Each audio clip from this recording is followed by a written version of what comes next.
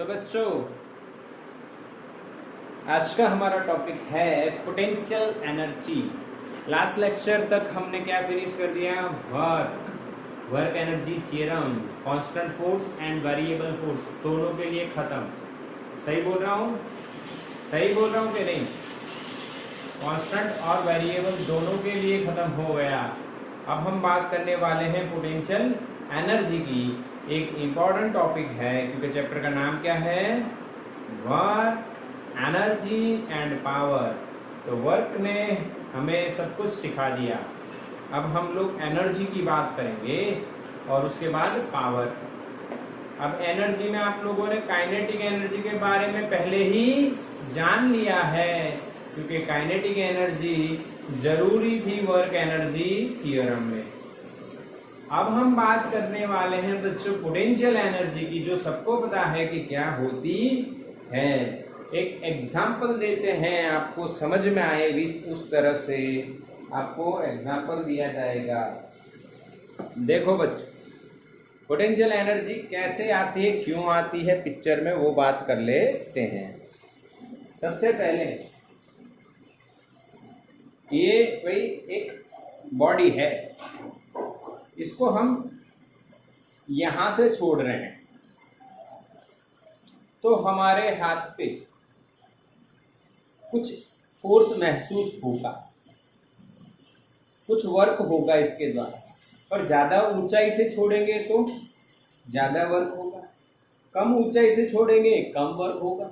ऊंचाई को 0 कर दोगे, हाइट को 0 कर दोगे तो कोई वर्क ही नहीं होगा, ऐसा लगेगा कुछ नहीं हो रहा है। यस और नो? यस और नो? बिल्कुल सही, बिल्कुल सही बच्चों, कोई डाउट इसमें रखना नहीं है। तो यही जो बात है इसी को पोटेंशियल एनर्जी हम बोलते हैं। बिल्कुल सिंपल। अब आपको क्या समझना है? देखो, what is potential energy? What is potential energy? तो ये जो बॉडी यहाँ थी तो मेरे हाथ पे कोई वर्क होने की संभावना नहीं है। अगर मैंने इसको पकड़ के रखा और छोड़ा, ड्रॉप किया, तो कोई वर्क नहीं होगा बिकॉज इसकी पोजीशन इसके सरफेस पे ही रखी हुई है। ये यहाँ रखी हुई है, पोजीशन ऐसी है कि कोई वर्क नहीं हो रहा। बट अगर मैंने इसको यहाँ पे लेके गया, देखना ध्यान से, इस पे mg लग रहा है नीचे, मैंने इसको फोर्स लगा के ले गया इधर, तो मैंने अगेंस्ट द ग्रेविटेशनल फोर्स जो वर्क किया, वो वर्क के कारण ये यहाँ आया और ये एक अरेंजमेंट बनी। इस अरेंजमेंट के कारण इसके पास कुछ एनर्जी है जो वर्क कर सकती है। जैसे मैंने इसको ड्रॉप किया तो ये जाके वर्क करेगी। तो जब मैं इस बॉडी को यहाँ पे लाता हूँ तो इस अरेंजमेंट के कारण यहाँ पे इसके पास कुछ एनर्जी आ जाती है जिससे वर्क हो सकता है। That energy is called potential energy. The energy possessed by the body by virtue of its position or arrangement of the system is called potential energy। समझ में आया बच्चों? हाँ, यस और नो? बिल्कुल क्लियर तो दिख रहा है ना? तो बच्चों आपको मैंने समझा दिया व्हाट इज पोटेंशियल एनर्जी। अरे हाँ के ना? What is potential energy? The energy possessed by the body by virtue of its position and arrangement of the system is called potential energy। देखो समझो, ये बॉडी को मैंने यहाँ लेके गया, पर ये जो सिस्टम है पूरी, मेरा हाथ और ये बॉडी, इस सिस्टम की बात अगर हम करें बच्चों, इस सिस्टम की हम बात करें तो अगर ये नीचे चला जाए तो भी पोटेंशियल एनर्जी ज़्यादा हो जाएगी ना। ये यहाँ आ जाए तो पोटेंशियल एनर्जी 0, ये यहाँ चला जाए तो potential energy with respect to this increases और डिक्रीजेस, चेंज हो सकती है। इसीलिए मैं बोल रहा हूँ सिस्टम की अरेंजमेंट भी रिस्पॉन्सिबल है। The arrangement of the system is also responsible for the potential energy। पक्का के नहीं? समझ में आया? that's why we have to indicate system in the definition of the potential energy, in the definition of potential energy. बच्चों clear? Okay, तो note करो definition, note करो. The energy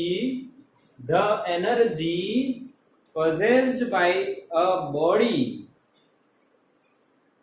possessed by a body by virtue of its, by virtue of its position or arrangement of the system is called potential energy of that body or system. समझ में आया? Clear note किया ना? बिल्कुल. देखो system की potential energy कही जाती है वाई. देखो भाई ये सिस्टम, देखो ये एक बॉडी है और ये सरफेस है, तो ये ऐसे गई तो इसकी पोटेंशियल एनर्जी हुई. पर अगर ये नीचे चला गया तो इसकी ही हुई, पर इसके कारण भी तो हुई ना, ये नीचे गया. तो कंबाइंड सिस्टम की पोटेंशियल एनर्जी कही जाती है. हाँ के ना? ये यूनिवर्सल लॉजिक, ये यूनिवर्सल लॉजिक है बच्चों. समझ में आया कि नहीं? आया कि नहीं? हाँ आया, सही है. But on the earth, if we take earth as a reference, then we all know the position of the earth does not changes with respect to the any body. Okay, so that in our case we have to define potential energy like potential energy of the body, not the system, because in that case or in case of earth and the body, earth remains at its position and body will change its position, so that the potential energy becomes potential energy of the body, not system. हम लोग potential energy of the body बोलेंगे, system नहीं बोलेंगे. आया समझ कि नहीं? के नहीं? यस और नो? चलो तो स्टार्ट करते इक्वेशन बनाना पोटेंशियल एनर्जी का.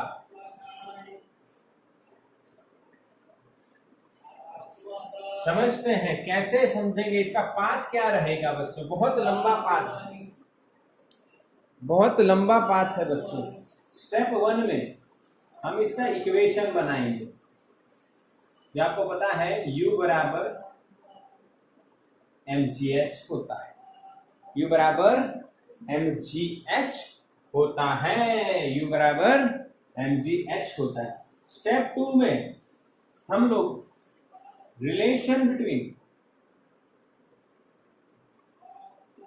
फोर्स एंड पोटेंशियल एनर्जी निकालेंगे, जो रहेगा F = -du by dr. Very important equations, ये तो पता है पर ये इंपॉर्टेंट है. स्टेप 3 में ये कहानी लंबी है बच्चों, ये कहानी लंबी है. कहानी के पार्ट्स पता हो तो कहानी सरल हो जाएगी. वर्क पोटेंशियल एनर्जी थियरम देखेंगे. इसके पहले हमने वर्क काइनेटिक एनर्जी थियरम देखा था, W = ΔK. अरे हाँ के ना बच्चों?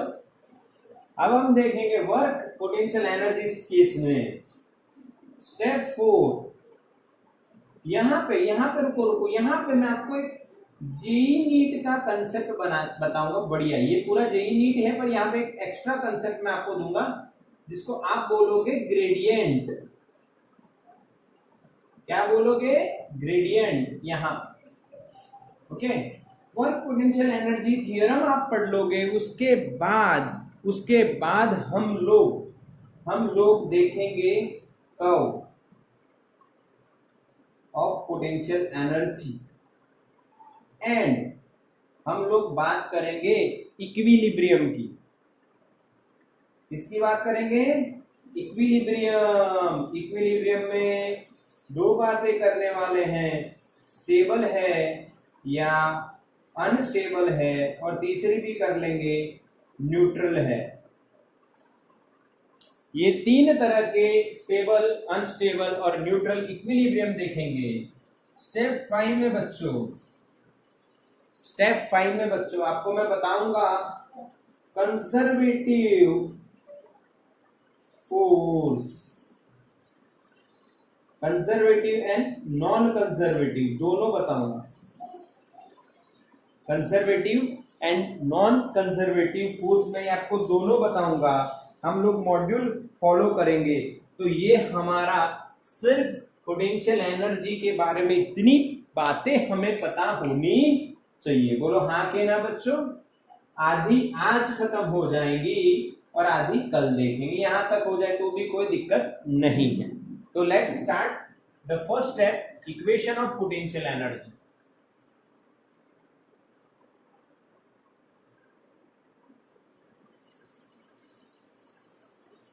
This potential energy is also called potential energy on the earth, क्योंकि यहाँ पे mg आता है आगे। आप पोटेंशियल एनर्जी, अच्छा पोटेंशियल एनर्जी के कितने टाइप्स होते हैं थोड़ा सा इंफॉर्मेशन दे दो।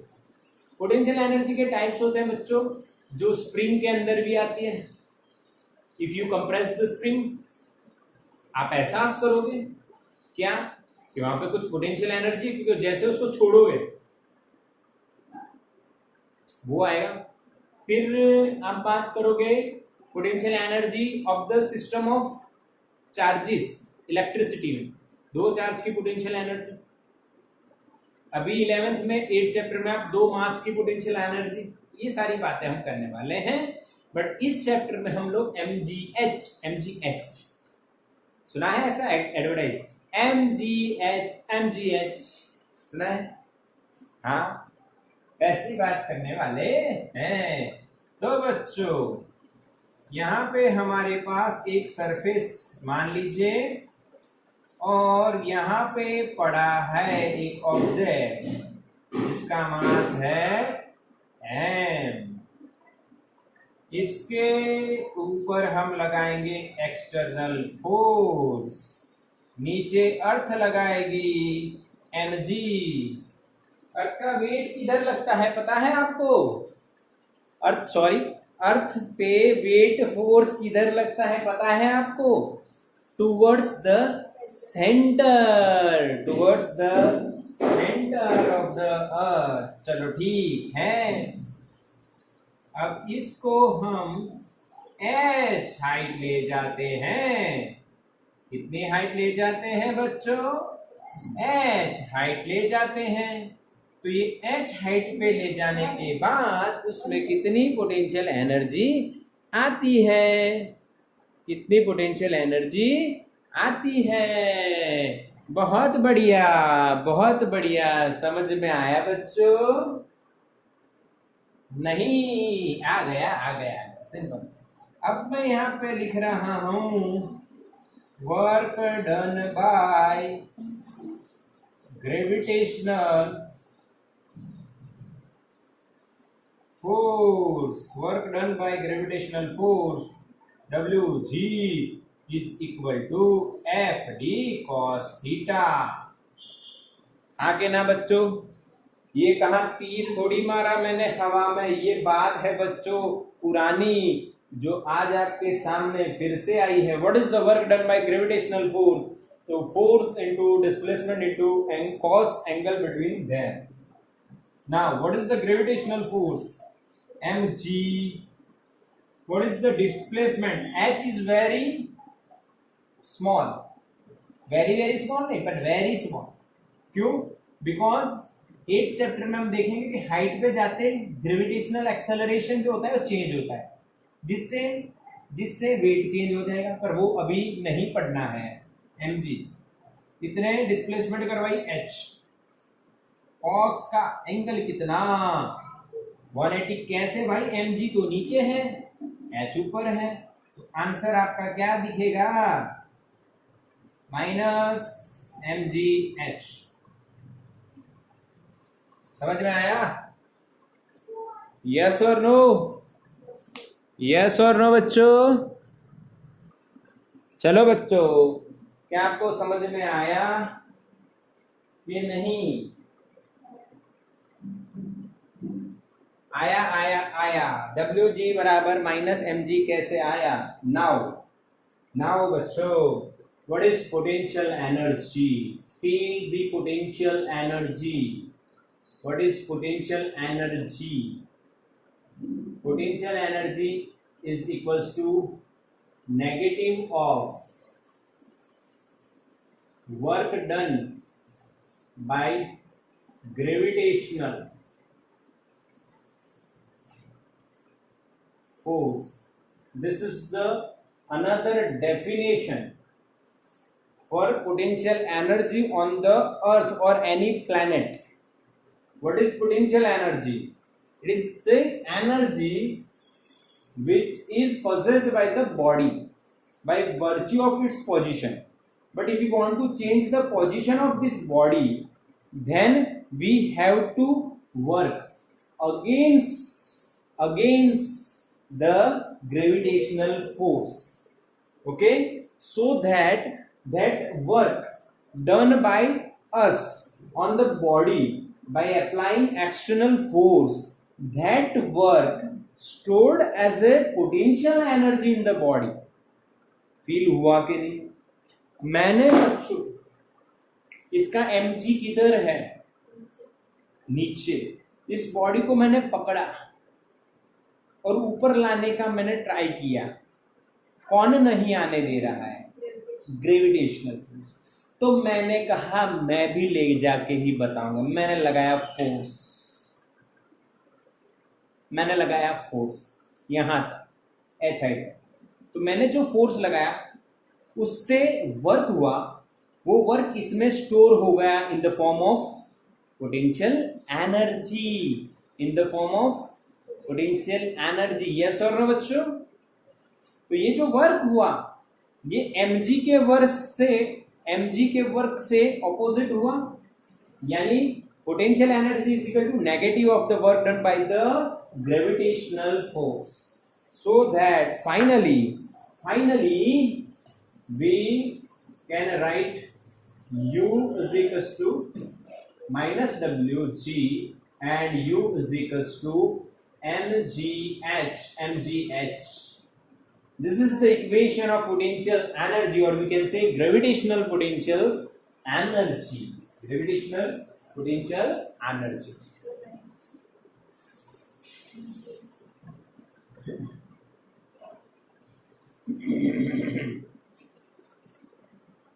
ये माइनस था, यहाँ पे माइनस डब्ल्यू जी की जगह लिखेंगे माइनस एम जी है, तो पहले ही माइनस था तो माइनस माइनस क्या हो जाएगा? कैंसिल। पक्का?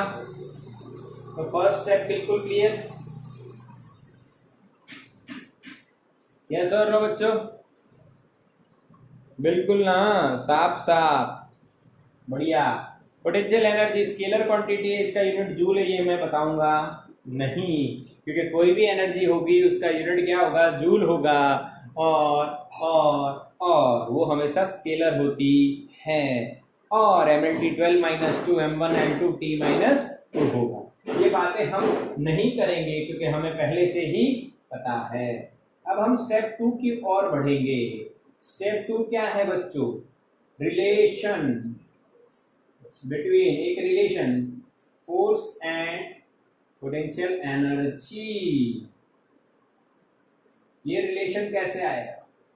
देखो समझो, यह जो दिख रहा है आपको, यह जो दिख रहा है u बराबर mgh, इसका डिफरेंशिएशन करिए, differentiate equation number 2 with respect to, or we can write WRT with respect to h, which is known as displacement or the height, okay, with respect to height. If we differentiate this, then we will get du by dx is equals to mg. Why? Because m is mass of the body and g is the gravitational acceleration of the body. Mass and g both are constant, so that differentiation of h is 1, and finally we will get du by dh is equals to mg. But we all know the displacement in the direction of external force, but it is in the opposite direction of gravitational force. If you want to obtain the equation of gravitational force, then you have to put negative sign, so that gravitational force F is equals to minus du by dh is equals to minus mg. Yes or no बच्चों, समझ में आया? तो what is the relation? What is the relation between? What is the relation between? What is the relation between minus potential energy and force? Okay, ये minus indicate ये करता है बच्चों कि जब आप उस पर फोर्स लगाते हो, एक्सटर्नल, वो हमेशा जो फील्ड होती है जी, ग्रेविटेशनल फील्ड, उसके अपोजिट लगता है। यस और नो बच्चों, समझ में आया कि नहीं?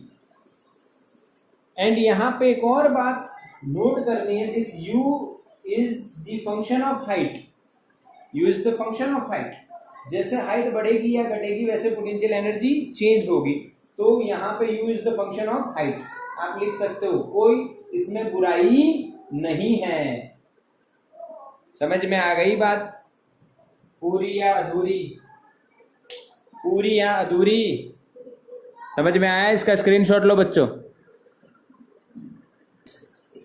तो बच्चों, 2 स्टेप हमारी बिल्कुल कंप्लीट हो गई, बट मैंने यहाँ पे लिखा है कि मैं आपको जेई नीट का कुछ बताने वाला हूँ, बताऊंगा। तो ये 2 स्टेप, वर्क एनर्जी थ्योरम और ये कर्व, और हम कंजर्वेटिव फोर्स ये कल देखेंगे, पर ये जो इम्पोर्टेंट बात है वो आज कर लेते हैं, जेई नीट। ठीक है, तो ये बात करते हैं ग्रेडियंट वाली। आप नोट कर लेना, ये स्टेप्स आपको आनी चाहिए बच्चों। अगर ये सारी स्टेप आपको आती है, फिर प्रैक्टिस करिए सम्स की, आपका जेई नीट बिल्कुल पक्का, एकदम जोरदार। अब देखो, यहाँ पे एक स्पेशल जेई नीट के लेवल की आपको बात बता देता हूँ कि भाई जो फोर्स है वो आपका वेक्टर होता है, और पोटेंशियल एनर्जी जो है वो स्केलर होती है, और यहाँ पे दोनों आमने सामने आ गए, युद्ध होगा, आके ना दोनों के बीच में युद्ध होगा, क्योंकि एक साइड है पोटेंशियल एनर्जी और दूसरी साइड है फोर्स, दोनों अलग अलग क्वांटिटीज हैं। बट बच्चे, आपको एक बात नोट करनी है बच्चों। क्या बात नोट करनी है? कि जब कोई क्वांटिटी किस डिस्टेंस के साथ चेंज होती है, तब हम उसे ग्रेडियंट बोलते हैं। क्या बोलते हैं? ग्रेडियंट। इंजीनियरिंग का ये एक टर्म है जो आपको समझना है, नोट करिए। When any quantity changes with respect to distance, then rate of change of that quantity with respect to distance is called gradient. Okay, so you can define gradient. Gradient क्या है? Rate of change of any physical quantity with respect to height, or we can say distance, is called gradient of that quantity, gradient of any quantity. समझ में आया बच्चों?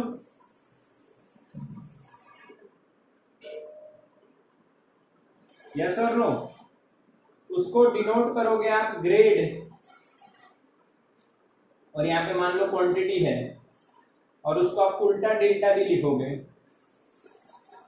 इस तरह से लिखोगे। यस और नो? समझ में आई एक बात? अगर कोई क्वांटिटी डिस्टेंस के साथ चेंज होती है तो वो जो रेट ऑफ चेंज आप निकालोगे उसको ग्रेडियंट ऑफ दैट क्वांटिटी बोला जाएगा। बच्चों समझ में आया? इसको गांठ बांध लो, ये 11th में अभी पढ़ोगे, उसके सेकंड सेम में पढ़ोगे, फिर 12th में पढ़ोगे, हाँ हर जगह ये आएगा। तो इसको गांठ बांध लो, नया टॉपिक नहीं है, जो यहाँ पढ़े हो वही ही है। ठीक है? आगे ना सही है बिल्कुल। अच्छा, तो बच्चों क्या आप लिख सकते हो force is equals to minus du by D, क्या लिखूं मैं, h या मैं लिखता हूं r, normal logic, u depends on r is equals to minus grad of u, grad u, और यू कैन राइट उल्टा डेल्टा।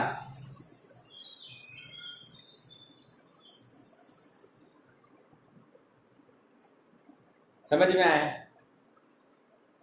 यस और नो? पर इसे लिखने से पहले आपको ग्रेड के बारे में इंफॉर्मेशन तो दे दूं। भाई ये ग्रेड है क्या, ये डेल्टा का उल्टा है क्या, इसके बराबर आप लिखोगे minus del by del X I caret plus del by, अगर वेक्टर फॉर्म में लिख रहे हो तो del by del Y J caret plus del by del Z. ठीक है, समझना है बच्चों, आपको ये बात पूरी समझनी है जो आपकी टेक्स्ट बुक में नहीं दी गई है। बच्चों दी गई है, देखो नहीं दी गई है ना, नहीं दी गई है, हाँ कहीं पे नहीं मिलेगी, बट ऐसा हो गया तो इस तरह से आपको समझना है। अब ये क्या है, ये डेल बाई डेल एक्स आपके जीवन में पहली बार आया है, तो बच्चों ये कुछ नया नहीं है, ये डिफरेंशिएशन ही है। ये क्या इंडिकेट कर देगा, partial differentiation of any quantity with respect to X. Del by del X, यहां पे जो क्वांटिटी लिखी जाएगी उसका डिफरेंशिएशन होगा, पर कैसा, आधा अधूरा पार्शियल, आधा अधूरा पार्शियल होगा बच्चों, हाँ के ना, यस और नो? बिल्कुल सिंपल। तो बच्चों समझ में आया आपको? ग्रेडियंट में जो क्वांटिटी होगी वो डिस्टेंस पे डिपेंड करेगी, और डिस्टेंस जो है यानी आप इसको डिस्प्लेसमेंट भी बोल सकते हो, जो वेक्टर फॉर्म में होता है, 3 डायरेक्शन में हो सकता है, एक्स वाई जेड। तो उस क्वांटिटी का एक्स के रिस्पेक्ट में डिफरेंशिएशन करना है, वाई के में करना है, जेड के में करना है। और ये जो डिफरेंशिएशन है वो जो क्वांटिटी है तीनों चीजों पे डिपेंड करती है, एक्स वाई जेड। पर आप जब सिर्फ एक्स के रिस्पेक्ट में करते हो तो उसको बोलते हैं पार्शियल डिफरेंशिएशन। क्या बोला जाएगा बच्चों? Partial differentiation of that quantity. So finally you can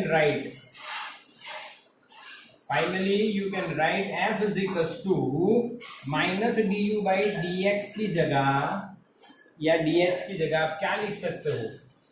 finally आप बच्चों लिख सकते हो f is equals to minus du by dr any quantity. अगर ये आपने वेक्टर फॉर्म पे लिखा, हाँ ये अगर आप वेक्टर लिखना चाहते हो तो आपको लिखना पड़ेगा माइनस ग्रेडियंट ऑफ u और माइनस ग्रेड ऑफ u। अब इसको एक्सपांड करोगे तो you will get minus del U by del X I caret minus del U by del Y J caret minus del U by del Z K caret. हाँ के ना बच्चों, समझ में आया बच्चों? अरे समझ में आया कि नहीं? Differentiate u with respect to x। अब माइनस है आगे, इसीलिए यहाँ पे हर जगह माइनस आ गया, और यहाँ पे जो क्वांटिटी है वो आ जाएगी, खत्म। हाँ के ना? इससे क्या होगा, देखो एक एग्जांपल की बात कर लेते, एक एग्जांपल से आपको बता देता हूं। अब देखो जो u है वो x y दो की ही बात करते हैं, z लेंगे तो लंबा हो जाएगा, x स्क्वायर प्लस 2xy के हिसाब से चेंज हो रही है। Potential energy depends on x and y both, इस तरह से वो चेंज हो रही है। अब आपको ऐसा बोला गया है, find force, vector of force at two one point, कोई एक पॉइंट पे कितना वेक्टर होगा फोर्स का, यानी इसकी पोटेंशियल एनर्जी अगर एक्स और वाई के साथ चेंज हो रही है, यानी इसके ऊपर कंटिन्यूअसली फोर्स लग रहा है, तो इस पॉइंट पे फोर्स की वैल्यू क्या होगी। तो इस फाइंड करने के लिए आप क्या करोगे, आप लगाओगे ये वाला equation, F is equals to minus del U by del X I caret minus del U by del Y J caret, क्योंकि दो ही कंपोनेंट है, तो आपको इस तरह से करना है। बोलो समझ में आ रहा है कि नहीं? यही दो लिखना है, ये नहीं लिखना है, क्योंकि अगर टाइम कम है इसलिए हमने छोटा सा एग्जांपल लिया है, क्योंकि आज कनेक्टिविटी इश्यू वगैरह थोड़ी ज्यादा होगी। ठीक है, चलो ठीक ठीक ठीक। अब यहाँ पे माइनस बच्चों del U by del X, ये समझना है आपको, ये u का x के रिस्पेक्ट में डिफरेंशिएशन आपको करना है, तो you will get minus into the bracket 2x plus 2y I caret minus u का y के रिस्पेक्ट में, ये x कांस्टेंट हो जाएगा, y के रिस्पेक्ट में लोगे तो ये 0, और आंसर आएगा आपका 2x जे कैरेट। समझ में आया बच्चों? अब एट 2 1 f क्या बनेगा, तो x की वैल्यू 2 रखो, y की वैल्यू 1 रखो। बोलो समझ में आया कि नहीं आया? सिंपल है ना? सिंपल है कि नहीं बता? सिंपल है, सिंपल है, यस और नो? सिर्फ डिफरेंशिएशन है, सिर्फ डिफरेंशिएशन, और कुछ भी। 2 और 1 रखो तो you will gate final answer 2 2 जा 4, ये 1, यानी 4 प्लस 2 6 आई कैट। और यहाँ पे बच्चों x की वैल्यू 2 2 जा 4 टू 1 पॉइंट। तरीका समझ में आया कि नहीं बच्चों? बोलो हाँ के ना?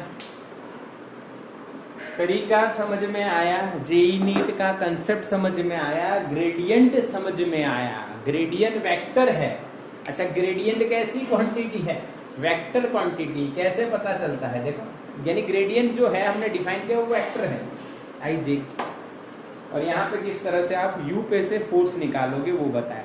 और फोर्स v पे कैसा फोर्स? स्केलर नहीं, vector. Yes, okay, yes, clear है? स्क्रीनशॉट ले लो बच्चों, इसका स्क्रीनशॉट ले लो।